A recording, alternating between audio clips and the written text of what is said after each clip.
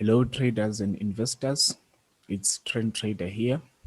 Welcome to our latest market analysis. Today I just want to share with you my thoughts on some of the indices, particularly the US indices.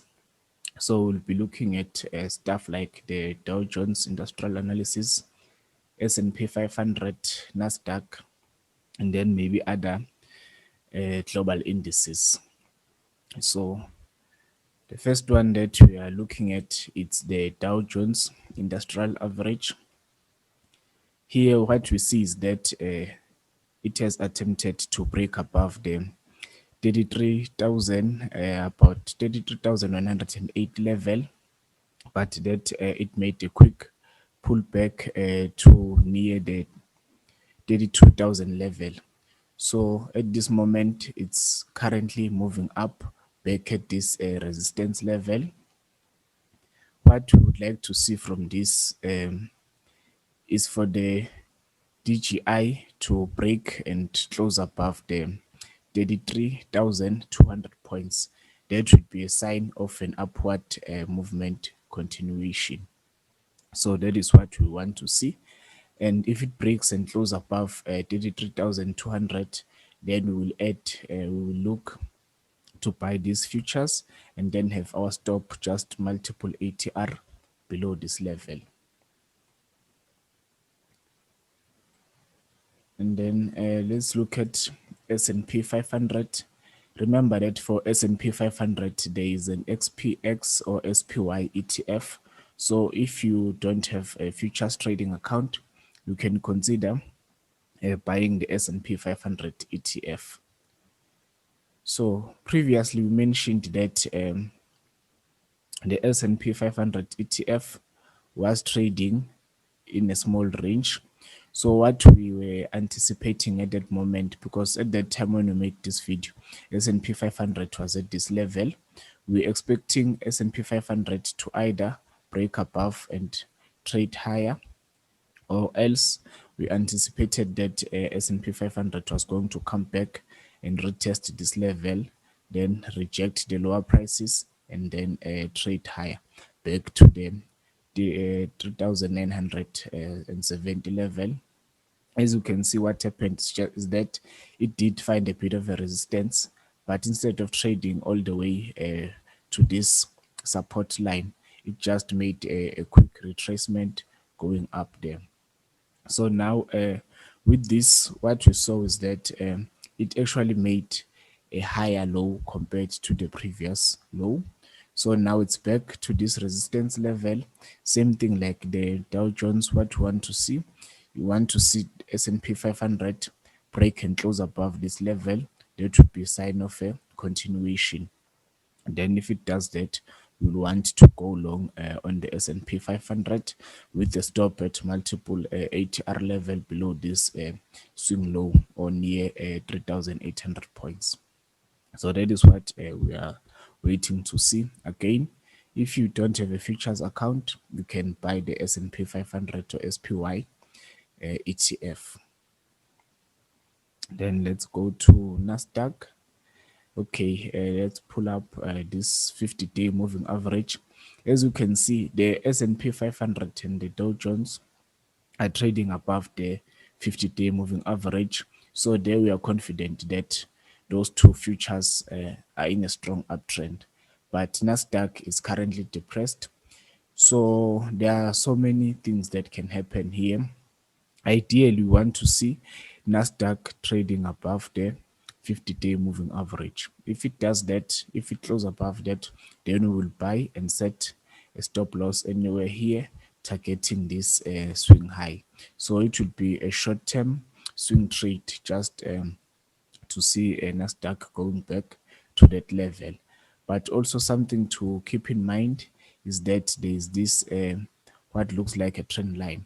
So if Nasdaq does close above the 50-day moving average, we'll also want to see it break above this trend line.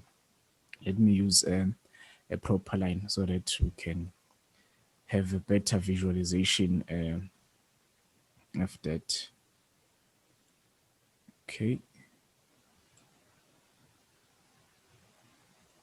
So yeah, that's the trend line there. We want to see S&P Nasdaq breaking above this trend line, so that will be a sign of a continuation. And then at this moment it will be trading above the 50-day moving average. Then we'll be confident when we're taking the this trade that at least it's above this level, and then again we'll be targeting this swing high. So it will be about 1:2 risk to reward trade. So if the risk to reward is greater than 1:1, we think that's a reasonable risk to reward to take. Then let's go. We've been bearish on gold for quite some time now, and we're not planning to change that anytime soon. As you can see, gold is currently trading below the 200-day moving average. So gold gave in round about this time. This was the initial attempt. Let me get the right pen.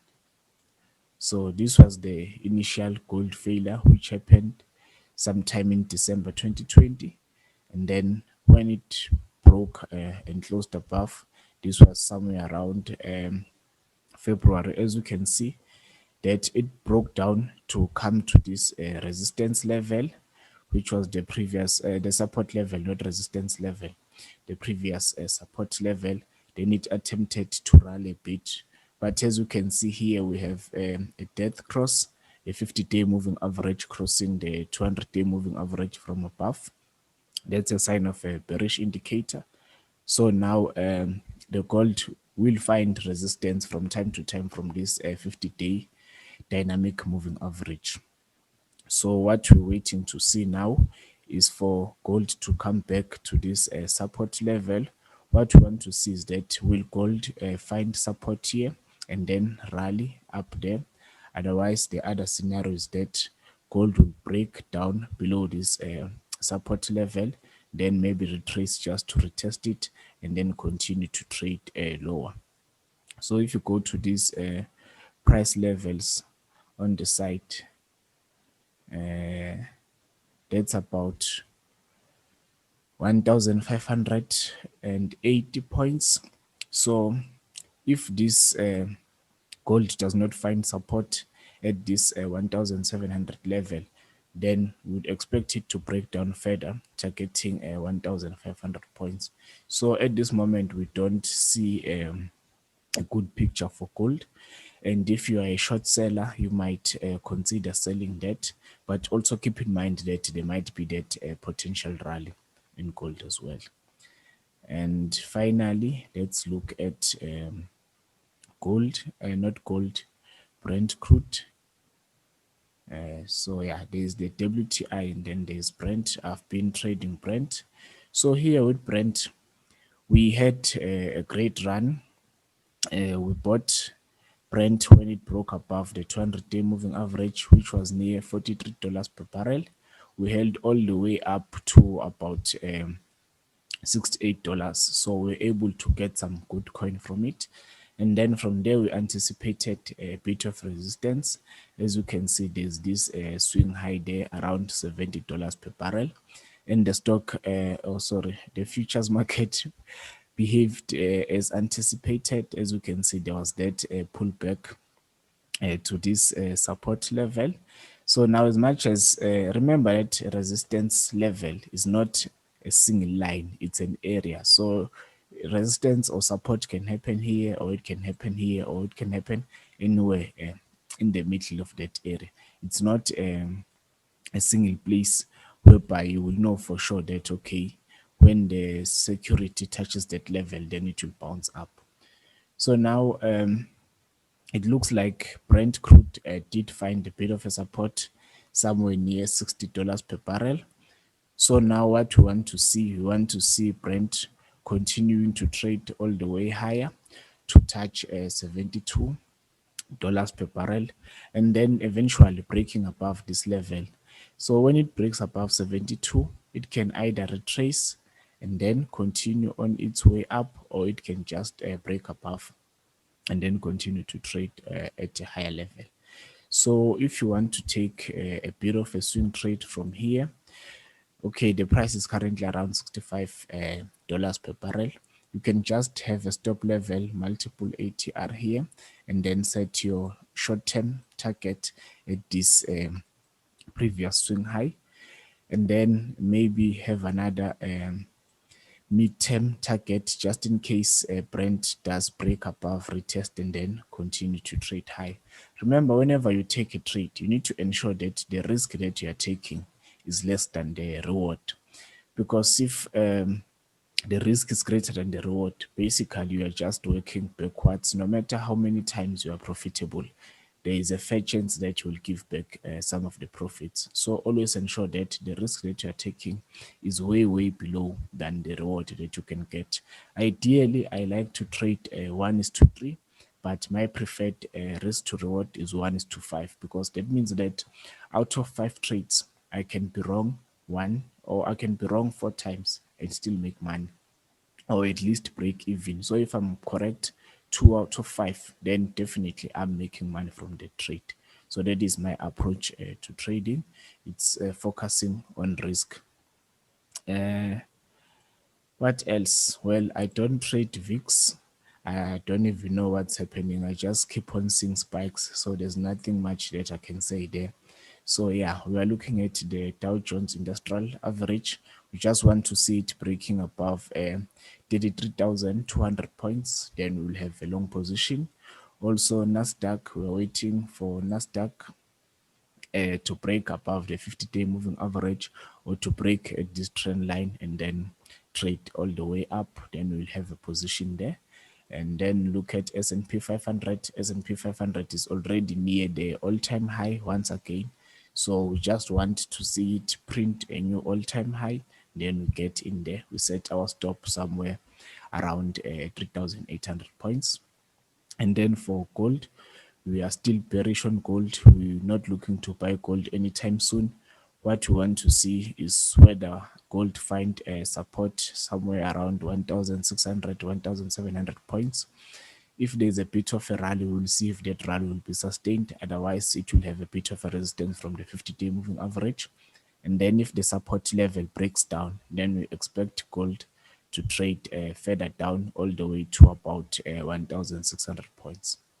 And then for Brent crude, you can take a very short trade here, buying Brent at the current level with a stop near $59 per barrel, with a short-term target of about $70 per barrel.